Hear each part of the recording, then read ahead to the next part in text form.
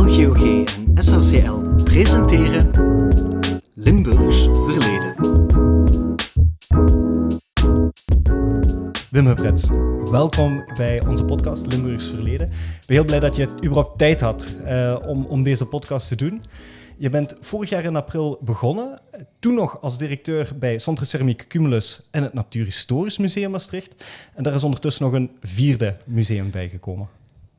Ja, we hebben inderdaad ook al vrij snel het Maastricht Museum gelanceerd als idee in eerste instantie. En ik ben vooral gaan vragen aan mensen van, waarom is dat er nog niet? En wat zou daarin moeten? En hoe dan? En vooral ook in de eigen organisatie gaan kijken van, als we dat dan willen, is daar ruimte voor? Zijn daar mensen al beschikbaar? Collecties is eigenlijk nooit het probleem geweest. En zo zijn we eigenlijk heel pragmatisch, een beetje ook met het gebouw, het Centre Ceramiek, wat natuurlijk een heel laagdrempelig, mooi, transparant gebouw is, om te kijken of we daar dat museum eigenlijk in zouden kunnen passen. En dat is eigenlijk via een soort stappenplan nu in werking getreden. Dus klopt, toen ik begon, ik had ook nog geen goed overzicht over hoe die organisatie erbij staat. Er was net een nieuw college vanuit de gemeente, coalitie gevormd. Dus er waren wel nieuwe ambities. Maar ook daar, we zijn eigenlijk ook nog vooral bezig om de basis weer een beetje op orde te krijgen. Organisatorisch, maar ook financieel. Dus je bent dan ook wel een beetje voorzichtig met met grote nieuwe wilde plannen, zeg maar. Het groeide steeds duidelijker een bepaalde kant op. En toen hebben we eigenlijk gezegd van, we gaan ook het museum niet zozeer top-down vanuit experts, vanuit bijna een elitair perspectief aan een publiek aanbieden, zeg maar aanbodgericht. We zijn eigenlijk met het team heel erg proberen zaken op te halen. En natuurlijk staat er nu een aanbod. Maar het modernistische museumconcept zoals dat in de 19e eeuw ontstaan, daar willen we eigenlijk een beetje vanaf. We zijn dus ook nadrukkelijk zaken aan het ophalen. Er zijn best veel reacties geweest. En ik ben heel erg benieuwd wat daaruit gaat komen. Ik hoorde gisteren al de naam Benny Nijman rondzoomen. Maar je voelt dus dat er mensen in de stad op een nostalgische manier met ook de verhalen van de stad bezig zijn. En daar willen we ook goed naar luisteren en onze programmering en uiteindelijk ook ons collectiebeleid op afstemmen. Want het is zo, naar collectieprofiel toe, dat wordt bewust flexibel gehouden dan, bij dit soort van aanpak. Ja, wij hebben natuurlijk collecties. Het gemeentelijk archeologisch depot zit bij ons in huis. Er is een stadsbibliotheek met een traditie vanuit 1662. Er is een Limburg-collectie. Er is de LGOG-collecties op het gebied van de bibliotheken en archeologie. Keramiek, niet te vergeten, de keramiekindustrie. Er zijn nog instrumentencollecties. Je wil niet weten wat er eigenlijk allemaal al is. Ja. Maar het mooie is dat we ons nu ook de tijd gaan gunnen om eens goed te kijken van... We zien dat museum eigenlijk als een platform voor Maastrichtse collecties, maar zeker ook Maastrichtse verhalen. Ja, en gemeenschappen natuurlijk. Het is niet heel anders dan de beweging die je nu ziet binnen de wetenschappen, dat er heel veel nadruk wordt gelegd op burgerwetenschap. Hè? Betrekken van die lokale, regionale gemeenschappen bij dat grotere verhaal. Terwijl dat vroeger de academische wereld vooral een ivoren toren was, is het nog altijd wel een beetje in zekere zin. Maar er zijn wel pogingen om aan crowdsourcing, burgerwetenschap te doen. Daar past het heel mooi in. Ja, klopt. En je ziet nu ook binnen de erfgoedwereld, het verdrag van Faro, dat zien nog niet veel mensen aankomen, maar dat gaat echt over erfgoedparticipatie, over inderdaad betekenis geven aan plekken en aan collecties van onderop. En dat is een heel spannend traject, omdat wij met dat Maastricht Museum die traditie nog kunnen gaan uitvinden als het ware. En de mensen die we nu bij elkaar aan het halen zijn, die zitten nog niet in een zeg maar jarenlange, generatieslange traditie van conservatoren die het op een bepaalde manier doen. dat ben ik natuurlijk ook gewend. Maar ik geef ook college aan de nieuwe generatie museumprofessionals. Mm-hmm. En die staan echt totaal anders in die wedstrijd. En dat pik ik ook op. En daar ben ik eigenlijk vooral ook ruimte voor aan het creëren. En comfort aan het geven aan mijn mensen. Want dat gaat over relaties opbouwen. Goed leren luisteren. De experts bijna omturnen naar ambassadeurs. Ja. En dat is iets wat ook is bijna ook een nieuwe generatie medewerkers verbonden is, wat mij betreft. Dus die gaan we ook nog erbij halen. Maar dat is wel een heel spannend traject. Ja, het is dubbel spannend, omdat je natuurlijk nog maar iets meer dan een jaar in dienst bent nu. En vrijwel onmiddellijk is dat plan er gekomen van een Maastricht Museum, wat wel zeer voortvarend is. Ja, maar het was natuurlijk ook een soort groot gapend gat hier in het Maastrichtse. Ik heb voordat ik zeg maar 14 jaar, 15 jaar in Amsterdam heb gewerkt, heb ik 16 jaar in het Limburgs Museum in Venlo gewerkt. Daar staat nu een geweldig mooi gebouw met geweldige presentaties over het hele Limburgse culturele historische verleden. Ja. En het viel me toen al op hoeveel mooie Maastrichtse collecties we toen uit het konden krijgen, omdat eigenlijk hier er geen alibi was om ze hier te houden.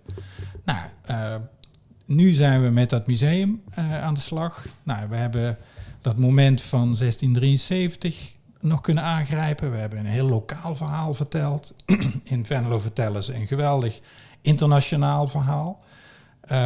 Dus dat vult elkaar denk ik ook wel aan. Maar je ziet dat ook omdat we nu dat initiatief hebben gelanceerd, hoeveel mensen ons ook aan het benaderen zijn. Dus er komt heel veel los. Het is echt een platform wat denk ik heel erg nodig is. Maar zoals gezegd, wij moeten nu zelf vooral ook gaan nadenken van wat gaan we wel en niet verzamelen. Want we kunnen niet alles aannemen. Tuurlijk. En vooral ook, hoe gaan we eigenlijk die verhalen goed documenteren? Want ik ben ook van de duurzame lijn. Dus ik wil niet zozeer verhalen als façade of als presentatievorm alleen maar laten zien. Maar ik denk dat het ook bronnen zijn voor toekomstige onderzoekers. Ja, absoluut. Ik denk dat het hoopgevend is om te zien wat er bij de Open Universiteit nu gebeurt. Namelijk dat oral history, mondeling geschiedenisproject rond die kinderen van mijnarbeiders. Niet alleen in Limburg, ze kijken ook naar Groningen natuurlijk. Maar daarmee wordt er wel al een structuur gelegd voor het ophalen van dat soort van verhalen. Al blijft het een hele nieuwe tak van sport in zekere zin. Hè? Het is niet zo dat er een vaste handleiding is van hoe dat je het nu eenmaal moet doen. Nee, dat is nog een beetje zoeken. Maar goed, het interviewen van mensen, we hebben dat ook met het Grummer-project. Ja. De fotograaf die tussen 55 en 66 op het Vrijthof zat en 5000 Maastrichtenaren heeft gedocumenteerd. Die verhalen die daar loskwamen, daar hebben we nu ook een aantal mensen die zich hebben gemeld. Die willen we graag gaan interviewen en ook als bron gaan koppelen eigenlijk aan het archief wat dan hier uiteindelijk, dat fotoarchief wat hier in het Sociaal Historisch Centrum gaat landen. Of misschien al is geland. Maar dat zijn denk ik belangrijke bronnen uiteindelijk voor een geschiedenis die steeds vluchtiger wordt. Ja. En er zit steeds meer ook in de persoonlijke perspectieven die mensen koppelen aan foto's of aan andere objecten. En daar hebben we nu veel meer oog voor. En dat betekent ook dat we niet meer één generiek verhaal willen vertellen, maar veel meer parallelle sporen willen laten zien. Één object kan vanuit verschillende perspectieven ook verschillende betekenissen met zich meebrengen. En die diversiteit aan perspectieven en die meerstemmigheid, zoals we dat vaak noemen, die is denk ik ook heel belangrijk omdat het verschillen laat zien. Waarbij we denk ik proberen om die verschillen niet zozeer plat te strijken, maar naast elkaar neer te zetten en dat ook een waarde heeft. Je kunt het ook niet ontkennen. En het is tevens ook een soort complexiteit die we misschien ook wel een beetje moeten omarmen. Want ja, we zitten allemaal in bubbels te leven. Dus die verschillen onderling, die zijn er. Maar het laten zien dat er verschillende manieren van kijken zijn, dat is ook een manier om misschien wel die verschillen een beetje te overbruggen. Ja. Dus ja, voor ons is het heel belangrijk om meerdere verhaallijnen aan te reiken, misschien wel bij dezelfde collecties. En we zijn zelfs serieus nu op weg om ook het Maastrichtse taal als derde taal toe te voegen. In eerste instantie hebben we nu wat citaten, maar we gaan ook met audiotours werken. Ook om op die manier eigenlijk voor heel veel Maastrichtenaren een soort vertrouwde manier van presenteren aan te reiken. En ik denk dat je daar ook wel weer een nieuw publiek mee trekt. Ja, en taal is een heel belangrijk onderdeel van erfgoed. Ja, ik merk het zelf. Het zit heel dicht op je identiteit. Ja. En het is iets wat natuurlijk ook nu, ook door meertaligheid, dus wordt gezien als een rijkdom voor je ontwikkeling, voor kinderen, voor volwassenen denk ik ook. Mm-hmm. Dus ik denk dat ook daar een soort herwaardering plaats aan het vinden is. En je ziet het al in carnavalsliedjes, je ziet het in het dagelijks gebruik.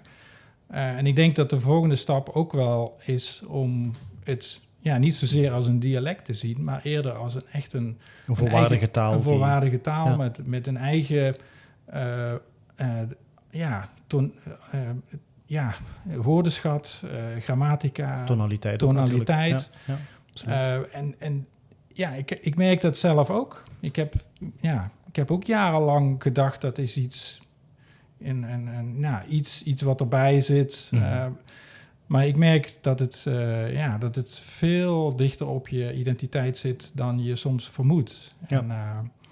Ja. Nogmaals, het is niet zozeer dat we die taal als een vervanging zien, maar het is ook weer in die meerstemmigheid, letterlijk. Het is een aanvulling op. Ja. En dat maakt het ook zo interessant om die missie die je ziet voor het museum zelf, om in zekere zin nieuwe bronnen te creëren. Hè?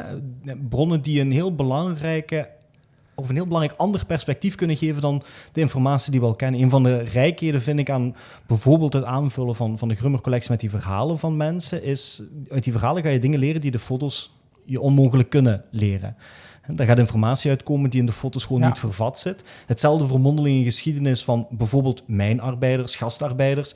We hebben de geschreven bronnen, maar die zijn vanuit een heel duidelijk perspectief geschreven. Meestal de werkgever, laten we het op die manier dan zeggen. Maar dat zeker niet alle verhalen en ook niet de identiteit van de mensen die er gewerkt hebben vervat zit. Een personeelskaart is nog niet de ervaring die iemand gehad heeft als mijnarbeider. Nu hebben we de kans om dat nog te doen. Een aantal van die oorspronkelijke mijnarbeiders die leven nog, een aantal van die gastarbeiders die leven nog, maar die generatie begint heel sterk en heel snel te verouderen. Dus voor mij voelt het wel aan alsof er een zekere urgentie ook achter zit bij het verzamelen van een aantal van die verhalen alleszins. Ja, nee, je ziet dat een... maar ook de manier waarop je het dan kunt aanreiken. Absoluut. Ook zo'n audiotour is toch weer een andere manier van combineren van verschillende Zelfs bronnen. Het afnemen van de interviews, als je dat in een dialect kan doen, zodat mensen zich meer op hun gemak voelen, Absoluut. Kan je soms meer loskrijgen, zou ik vermoeden, dan wanneer je het in het AN doet. Nee, dat is waar. En er is... kortom... we doen het stap voor stap. We hebben nu onze eerste tentoonstelling. We gaan nog de annexvleugel erbij betrekken, waardoor we wat meer ruimte voor wisseltentoonstellingen gaan krijgen. Ja. Dus je ziet dat het stap voor stap groeit. En we zijn natuurlijk heel erg... ik ben ook heel erg benieuwd naar wat er nu op is komen borrelen. En je merkt ook dat we, ook via ons netwerk van cultuurmakers, dat is een team wat echt in de wijken cultuurparticipatie stimuleert, daar projecten gewoon initieel geld geeft om hun ding te doen. Dat netwerk gaat ons denk ik ook heel erg helpen om dat idee van dat je het ook meer verbindt met de stad, dat we dat ook echt waar kunnen maken. Want... nou ja, wat ik al zeg, je had het net over een ivoren toren vanuit de universiteit of academici. Maar ook heel veel musea zijn ivoren torens. Die zitten toch in een gebouw met een collectie. En laat iedereen dan maar naar dat gebouw komen. En dat idee zijn wij natuurlijk ook los aan het laten. Dus we zijn ons een beetje binnenstebuiten aan het keren. En die netwerken vanuit de organisatie die we al hebben, die gaan ons denk ik heel erg helpen om die slag echt ook duurzaam te gaan maken. Want die netwerken die bouw je niet in een jaar op. Dat gaat heel erg over vertrouwen, over fijnmazig ook werken met allerlei partijen, stadsnomaden of je hebt buurtheaters. Eigenlijk dus daar misschien ook wel de verhalen gaan ophalen. Mm-hmm. Want niet iedereen komt naar het Centre Ceramiek. Daar zijn we ons ook van bewust. Ja. Dus op die manier proberen echt te gaan kijken van hoe gaan we ook dat draagvlak vergroten. Ja. Zie je dan ook een rol voor digitale middelen? Als je het hebt over duurzaamheid en het toegankelijk maken, zit er dan ook een digitale component aan dat museum? Zeker. We zijn nu bezig met een format waarin we een beetje eigenlijk de content de inhoud die in Zicht op Maastricht zit, zijn we nu over aan het zetten naar een nieuw platform, wat ook zeg maar aan de achterkant bewerkt en vernieuwd kan worden door onze erfgoedpartners in de stad. Daar is een hele reeks aan werkgroepen. We hebben ze nu bijvoorbeeld in die tentoonstelling over Maastricht 1673, zie je bij de uitgang, ook daar presenteren zich allemaal stichtingen, werkgroepen die met vestingbouw, de militaire geschiedenis van Maastricht bezig zijn. Dat zijn er al 15. Dus we hebben ook een digitaal instrument nodig wat uiteindelijk door die vrijwilligers of door andere professionals aan de achterkant wordt gevoed. Ja, want ik heb heel veel applicaties gezien die na 2 jaar dood zijn, omdat ze gewoon niet toegankelijk, niet praktisch of niet. Er was geen eigenaarschap. Ja. En dat heb ik wel geleerd. Je kunt zo nog iets moois bouwen als het niet levend wordt gehouden door een community, door de mensen met passie en kennis. Ja, dan is het heel snel achterhaald. Dus ook dat doen we stap voor stap. Ja. Maar goed, ik heb gelukkig wel, ik weet soms beter hoe het niet moet dan hoe het wel moet. Maar dat zijn wel de lessen die je leert. Maar dit zijn, dus we gaan al redelijk snel, denk ik, in het najaar ook een applicatie toevoegen. We zijn nu met prehistorie en Romeinse tijd bezig, maar er komen meerdere die in het museum te bekijken zijn, maar ook online en ook voor scholen gebruikt kunnen worden. Dus ik denk dat het een heel, heel belangrijk punt is, omdat een van de dingen waar dat wij mee worstelen als archiefinstelling, we doen natuurlijk ook onderzoek en publiekswerking, is het zichtbaar maken en het levendig houden van bepaalde digitaliseringsprojecten. Want vaak hebben we dan een digitaliseringstraject doorlopen en dan is het meestal op naar het volgende traject. Ja. En dan wat je dan verliest is de zichtbaarheid van het project dat net is afgelopen of projecten die al langere tijd geleden zijn afgelopen. En een instelling zoals Centre Ceramiek samen met alles wat daaronder hangt, kan eigenlijk op een hele mooie manier dat in leven houden, omdat het de gemeenschappen aanspreekt die er het meest in geïnteresseerd zijn. Dat zou een hele mooie manier zijn om ook de collecties die wij hebben, ook bij het HCL, levendig te houden. Ja, en je ziet vanuit de digitale erfgoedstrategie, de nationale strategie die er is, van zichtbaar, bruikbaar, houdbaar, die 3 aspecten, is er natuurlijk veel beter, wordt er nagedacht. En ja, ik denk dat het inderdaad heel belangrijk is dat je dingen goed verbindt. Want ik moet ook eerlijk zeggen, wat we nu laten zien, die verbinding met allemaal die collectieregistratiesystemen, dat is de volgende stap. En dat is vaak ook waar mensen, wat best wel ingewikkeld is. Al is het maar om dingen goed beveiligd te krijgen. Ja. Maar goed, ook daar zijn we nu stap voor stap zaken aan het doorontwikkelen. En je hebt natuurlijk in het Limburgse al een geweldige regiegroep die vanuit het Limburgs Museum worden er echt goede projecten gestart. Dus er is best veel kritische massa aan het ontstaan. Mm-hmm. Maar ja, ik ben altijd heel erg pragmatisch. Zodra je dat eigenaarschap niet als eerste creëert, kun je nog zo'n mooie voorkant maken. Als het de achterkant als die niet levend is, dan bloedt dat dood. Ja. Dus daar ben ik wel heel kritisch op. Wel, er is een enorm voordeel in Limburg. En dat is dat je enorm veel heemkundige kringen hebt. Wat ook aangeeft dat er heel veel mensen zijn met passie, vooral voor die lokale en regionale geschiedenissen. Ja. Als je dat vergelijkt met Belgisch Limburg bijvoorbeeld, daar zijn bijna geen enkele... Er is bijna geen enkele heemkundige kring nog actief. Ik denk dat Nederlands Limburg dat heel goed doet.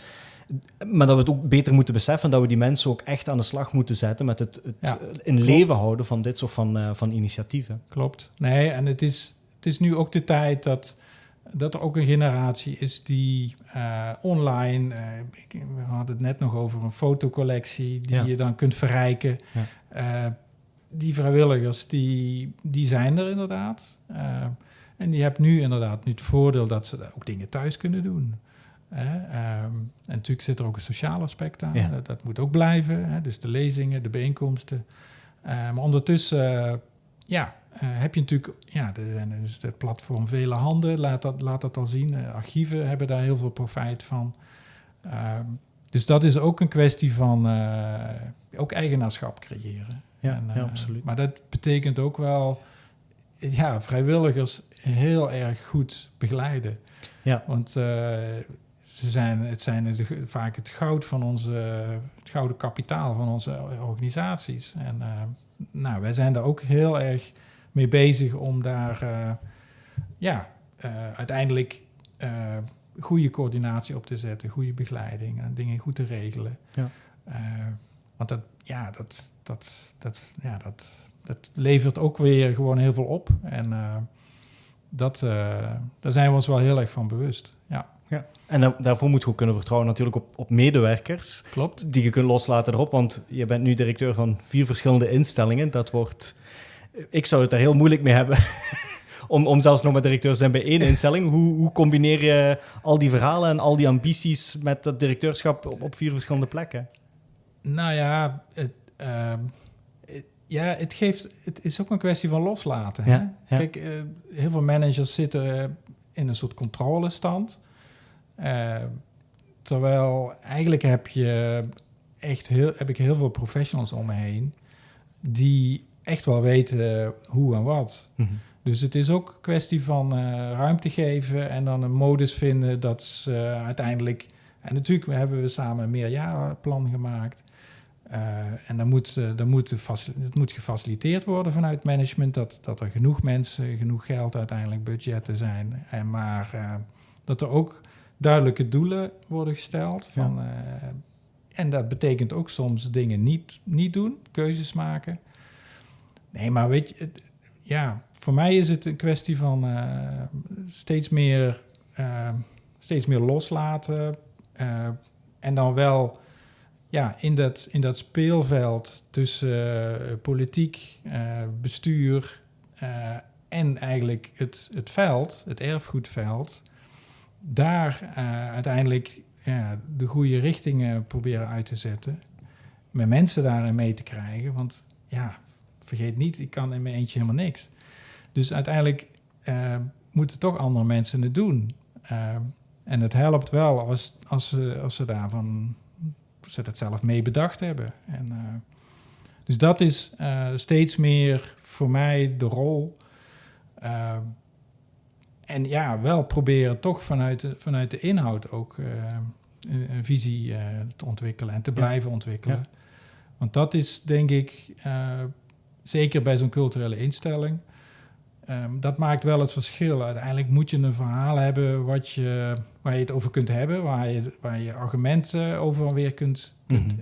En dat je ook dat je vanuit dat verhaal mensen ook mee gaat krijgen. Ja.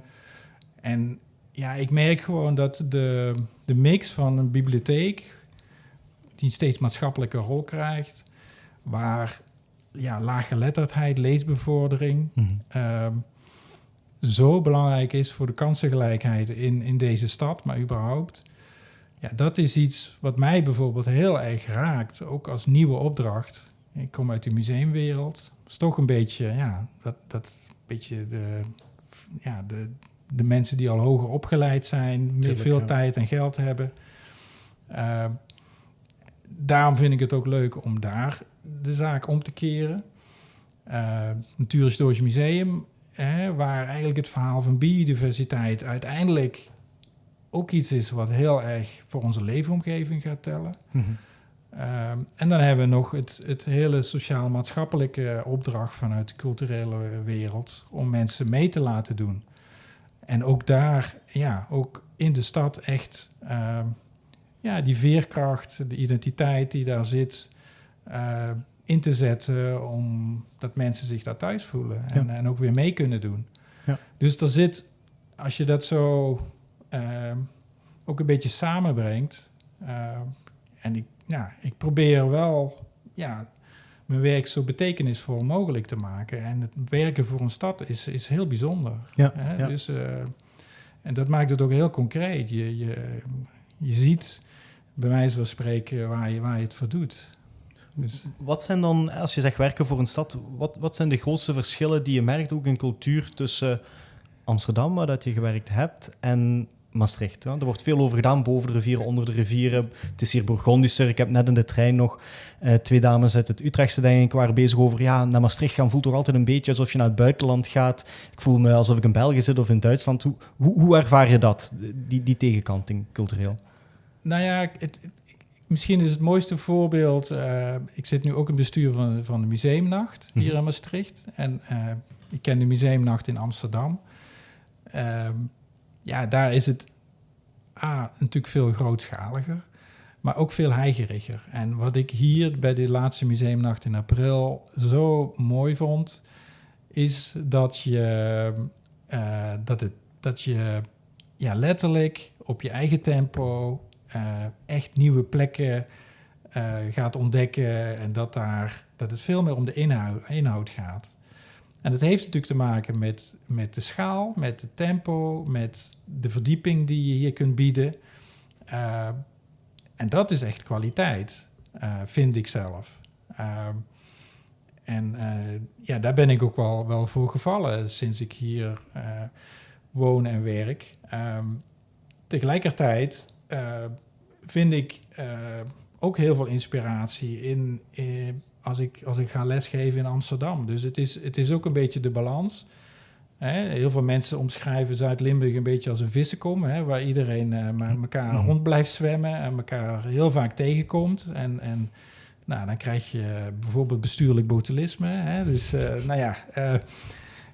dat is natuurlijk wat Zuid-Limburg en Limburg ook is.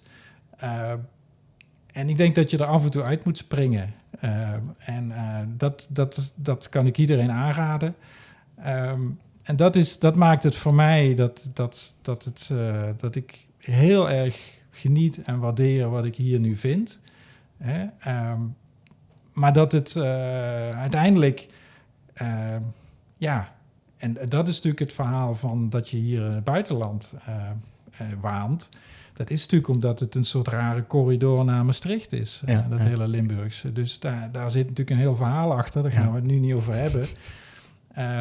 Maar de verbindingen naar het zuiden en het oosten en westen waren natuurlijk generaties lang veel sterker dan met het noorden. Ja.